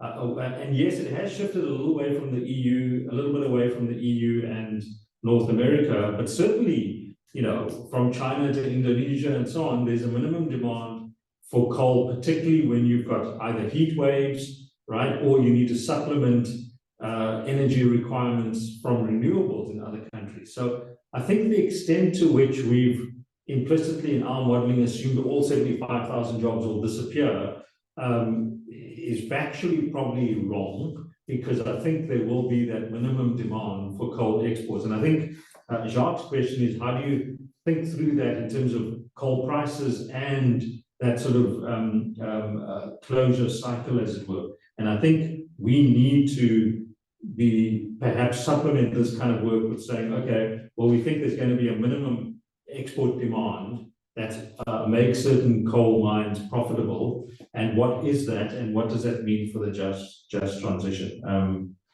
But I think you're right, Jacques, that in some cases, with closures, the Section 189s come on stream immediately. I think then the interesting question is, how does that get wrapped up in a just transition question where, and I think it was Desigan's question is important, if you just go to the top, Francois, that yes, education is correlated with skills, and Desigan's question is, what about a high investment in rapid skilling in education through short courses, right? I think that's phenomenally interesting. So I think you can think of in that what we've called that middle category of semi-skilled workers, that is the rump of the just transition challenge. It's exactly those kind of supply side responses that you do need to look at. I'm going to hand over to Francois to quickly talk about the fibrous plants and sustainable livelihoods. Okay, so perhaps maybe just a bit more color onto the fibrous plant story, just maybe more the technical kind of details. You can, when we looked at fibrous plants, we looked at plants such as bamboo, kanaf, hemp,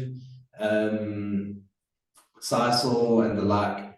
And these plants can be planted on your degraded mining land and successfully suck up all of your heavy metals and clean that land. And that itself is an important contribution given mine closure and restoring that land as best as possible. So, and when I think about this, I think of different employment opportunities, different livelihood opportunities, if you want to call it. Just thinking of just the basic cultivation of these plants at that phase of rehabilitating the land, that provides opportunities for those communities in those mining localities to be involved there.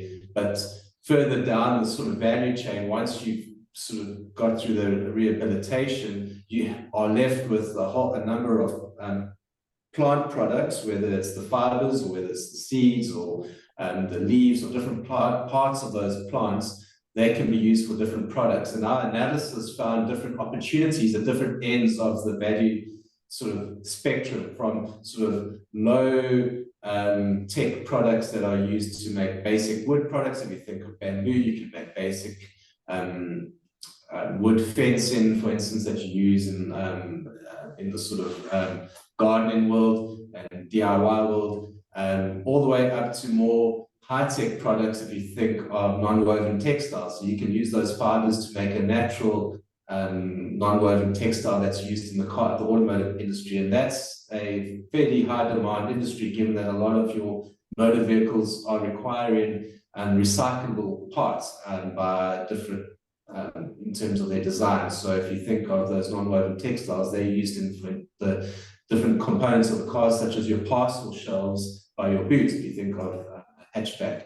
So there's these different opportunities at different ends of the sort of value spectrum, just from basic cultivation all the way to increasingly more complex manufacturing opportunities. The most complex is actually a recent work we've done with what's known as the biorefinery concept. So once you've extracted all of these fibers and used it for different products, you're left with a lot of biomass, about 70% remaining biomass that you can use. And that biomass, stuff that I don't really understand about lignin and all these different chemical words that are not really in our skill set, but in the engineering skill set, you can use that to make different chemicals that's much higher in the sort of quality or high-tech value chain. But you can make energy products, sort of biofuel, different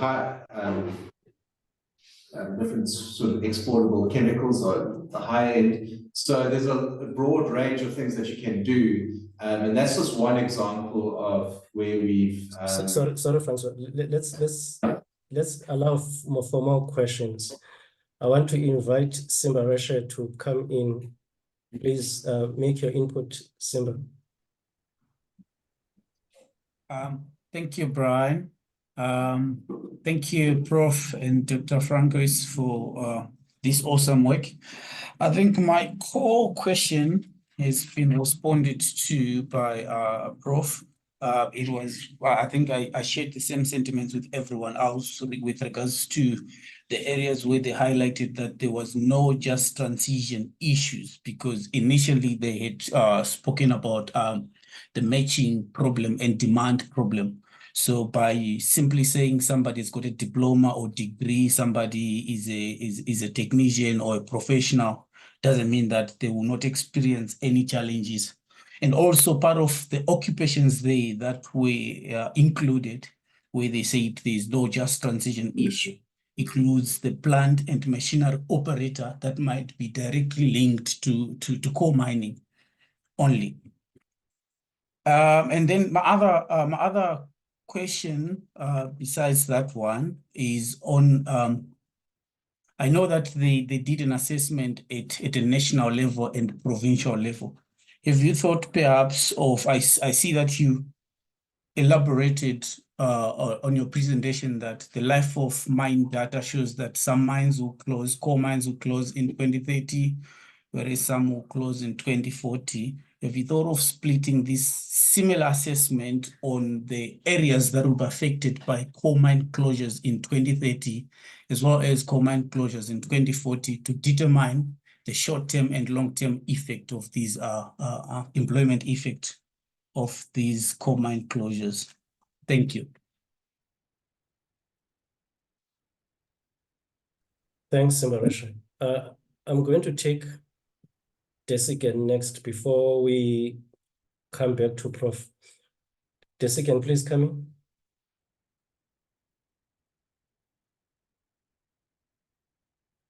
Can you hear us, Desigan?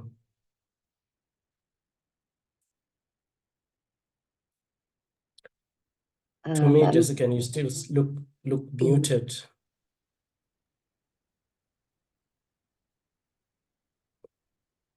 Okay, we'll allow Desigan to come back. I also want to invite you, Prof. and Francois, to look at the chat and see if you can respond to some of the issues that are raised there.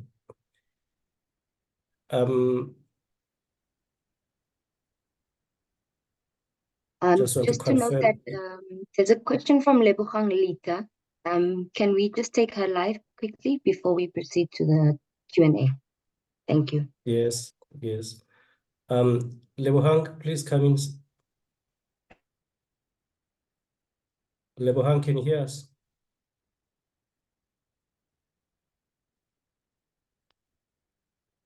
Thank you, Chair. I don't know if you can hear me. Yes, yes, we can.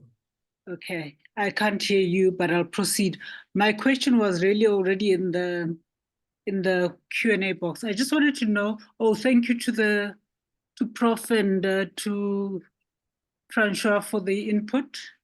Thank you for that. I just wanted to know if the PCC is doing any research work with local TVET colleges in the Mpumalanga area. You know, based on the input that we got also from groundwork and Ubaba Kumete. Thank you. Thank you, sis. I'll ask someone from the PCC Secretariat to respond to Lebogang. I'll come in there. So just to respond to Lebogang, so the PCC is currently working on creating partnerships with various institutions in the province. From that point, we are really trying to also establish those institutions to further their capacity as research institutions. That's not for the universities. And then we are also then looking at how do we create better partnerships with the TVETs in the province as well. So we already have Dr. Muale, who is a PCC commissioner that also sits in Gertsibande TVET college. So we are actually actively trying to get into those spaces to also understand what are the capacity needs and how do we at least from a research point of view, start plugging some of the gaps there. Thank you. I don't know if there's any of the other colleagues that maybe want to add to that, but yeah. No, thanks. Thanks, Lindy. I don't know if Desikan, are you able to hear us, Desikan? Hello, Brian. Can you hear me? Yes, please continue. Sorry, I was juggling before, and I guess I was pressing the wrong things.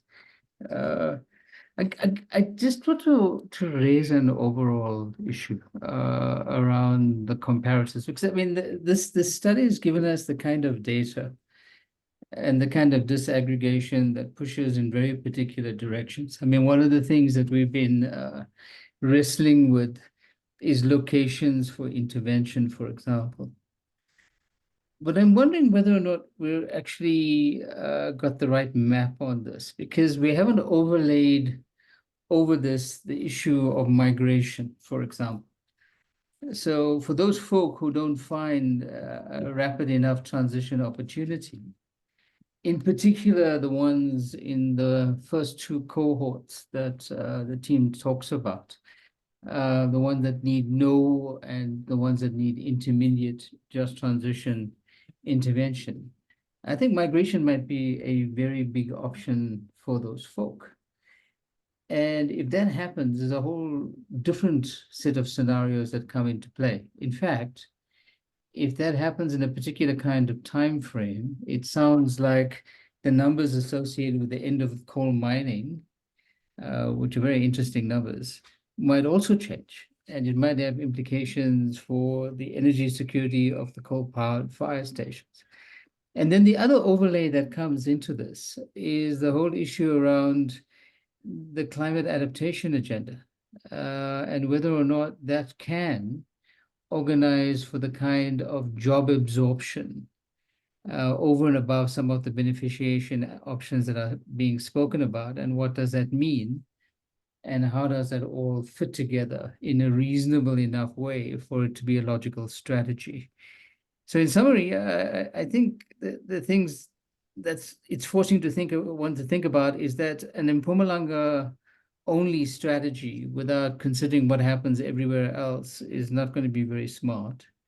And two, we have to kind of set up some markers around how these different movements happen so that we can have the right kind of interventions to balance it out, to have the right kind of strategy. Thank you, Chair. I hope that helps a little bit.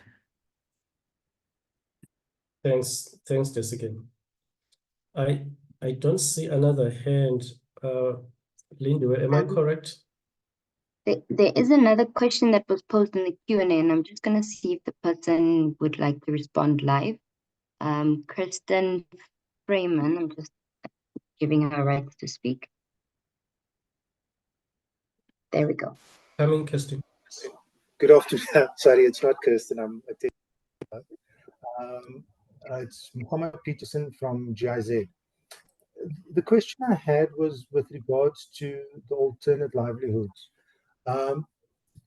This research is very specific to the coal mines and the closing of the power stations, etc., over the next 10, 20 years. Do we have any sort of information or any research that's going into what are the industries that are actually going to be growing and expanding, that's going to be absorbing the skills that are going to be potentially released by the current industries that we're looking at?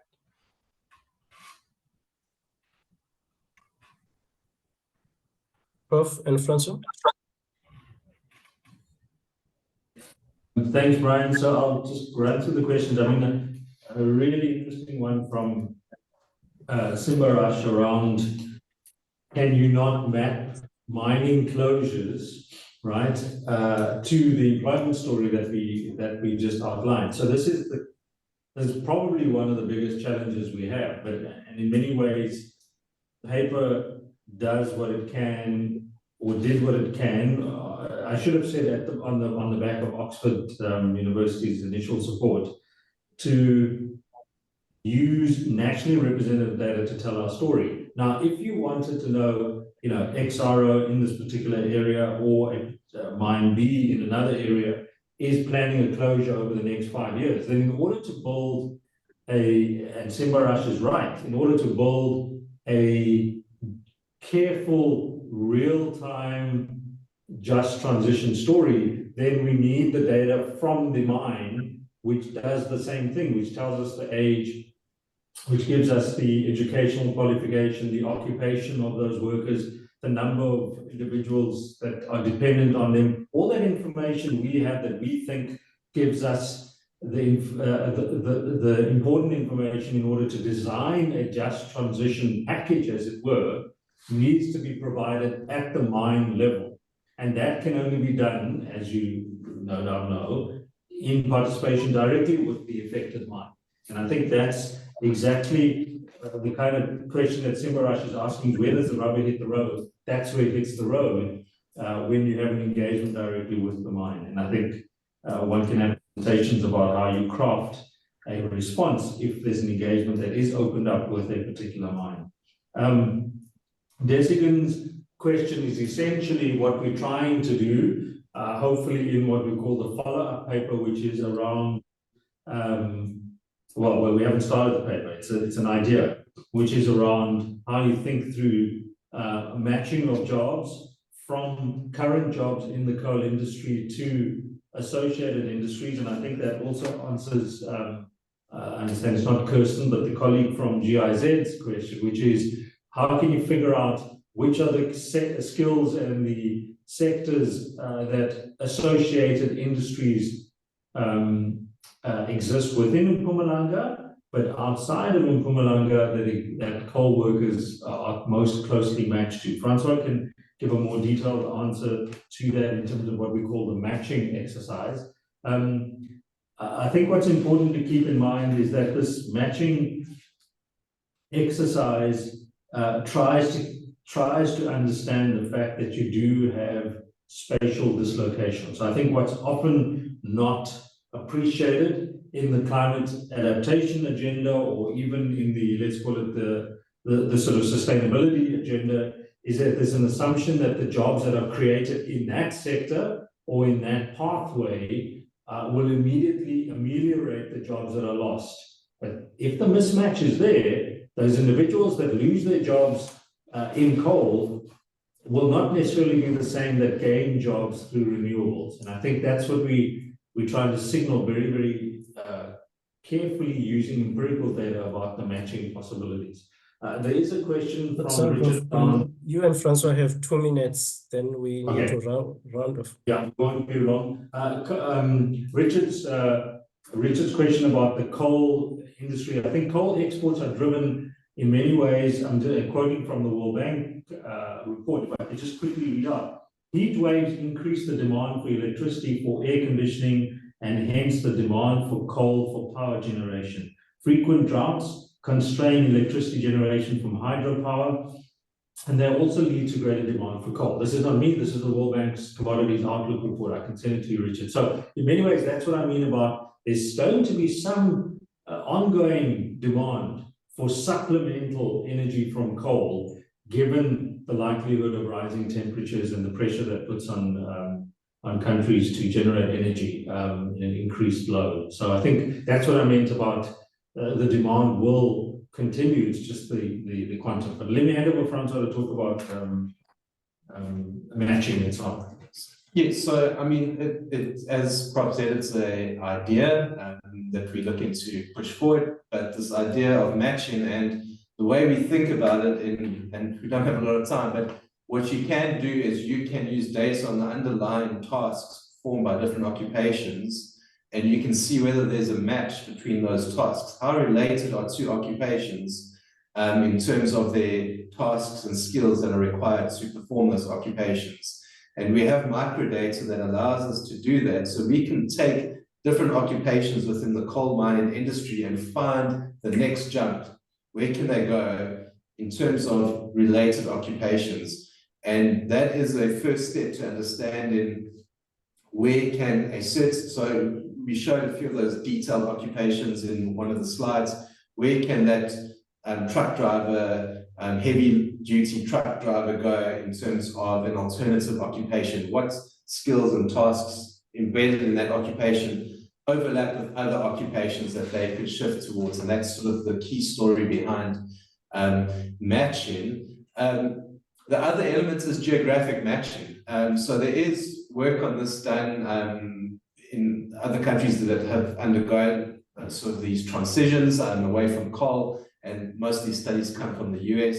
But they find that the geographic element is really important because not often is there overlap between the creative jobs in, say, green industries, for instance, versus the dying jobs in your sort of coal industry. So there has to be some kind of thinking about how do we relocate workers or bring in industries into those localities and encourage that kind of industrial development. Yeah. Thanks, Francois, and thanks, Prof. I want to invite Devin to close off the session for us. Brian, may I just one last quick question? Please, as quick as you can. It's a follow-up to what's just been said, and I can refine. Sorry, who's speaking? Who is speaking? Sorry, Brian. It's Richard Worthington. I'm here as a volunteer with Project 90 by 2030, an NGO based in Cape Town. Please yeah, continue. And I've seen lots of projections of potential coal demand, including those of the World Bank. I guess the real question, and this doesn't necessarily have to be answered here and now, but I think it's very important that this is considered in communicating the outcome of this research, which I think is very important, but we need it to be taken seriously by the likes of labor unions, etc., who are very concerned on these issues. So what are the key assumptions regarding the continuity of the existing jobs in the coal industry in South Africa at present? So coal exports are one of the variables there, but there are others. And yeah, that might be a bit too complex to address at the closing moments of this webinar, but I do think in communicating this, we need to be really clear that there's a whole bunch of assumptions under the continuation of these jobs, and the risk around that continuity continues to escalate. And so relying on exports might be a high-risk strategy, that sort of thing. Thanks very much for letting me chip in. Thanks, Richard. Devin? Thanks, Ryan. Ryan, let me just start by thanking everyone for participating in today's event. Special thanks to Harun and Francois, who's made time for the event. It's been quite a challenge trying to pull this together with very tight diaries. And, once again, I would like to thank Harun and them for making them time and being available for this event. I want to just touch on a few things, but if time permits. I also want to thank Professor Gumede and Thomas for their input. I think it was very valuable, very interesting. Thomas has raised certain issues that have been raised previously, such as making information available to respective constituencies so they can actively engage on the just transition from an informed perspective. And this is one of those initiatives where we try to share as much information as we can on the just transition. I think what's important in this research, and I think Desigan kind of touched on it, is while we're aware very broadly what are the sectors at risk, the workers at risk, communities at risk, at a strategic level, even in Mpumalanga, this is the first research that gets us down to some sort of nitty-gritty detail, some level of granularity. And this then allows us to develop programs and interventions that target those that are most vulnerable in the coal value chain. And this then speaks to what sort of activities are required to allow them to transition, and what sort of skilling and reskilling initiatives are required, and where the skilling and reskilling should be taking place. I think previously we looked at the coal value chain, anything between 80,000 to 150,000 to 200,000 workers at risk. This very calmly brings it down to below 10,000 and makes it a very manageable intervention. Now, when we look at the transition of these workers, there's a lot of work that's being done and currently being done by a number of organizations that tries to create these enabling environments so that workers can transition to other economic opportunities. The PCC work on the employment strategy focuses to a large extent on aviation fuel and hemp as new sectors within which workers can transition. And a lot of this work is focusing on agriculture. And Francois' input in terms of mine rehabilitation, rehabilitating the land is very critical for that initial opportunity cost. For example, if you use hemp, would only be for the fiber that can be processed further. But if you go down another 5 to 10 years, once the land has been rehabilitated, you've got a whole new industry that will emerge around the agricultural sector. So, there's the work that's being targeted now is looking at what livelihood opportunities can be created for these workers to transition into, while at the same time we look at the creation of deep value chains, industries that can absorb workers into what we would consider work of the decent work agenda.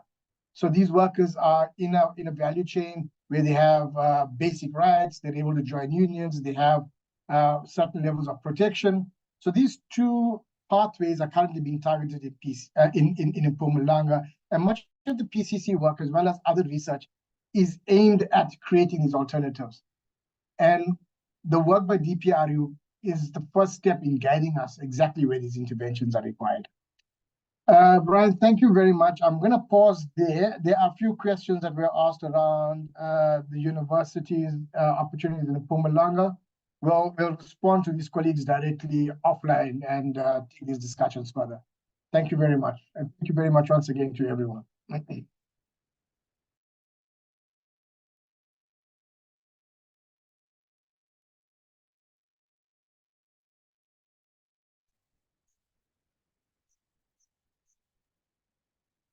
Brian, are you there? Yes, I am. Sorry. Thanks, Dylan. Thanks everyone for attending, and thanks for your inputs. Can you confirm, Devin, that the presentation will be shared with the participants? Chair, I think I don't think if Arun, are we able to share the presentation that you sent through? I think you've also released your report. We can direct them to the websites.